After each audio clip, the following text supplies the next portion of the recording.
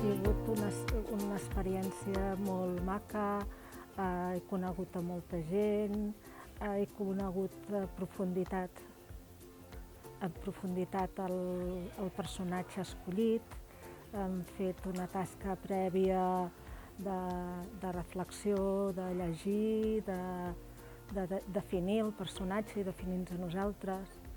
He conegut una gent molt maca que ens han ajudat en tot el procés, un procés molt treballat, però fet amb molta il·lusió.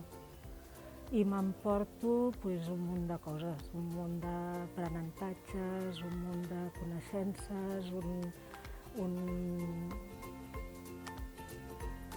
una experiència molt diferent de tot el que he viscut.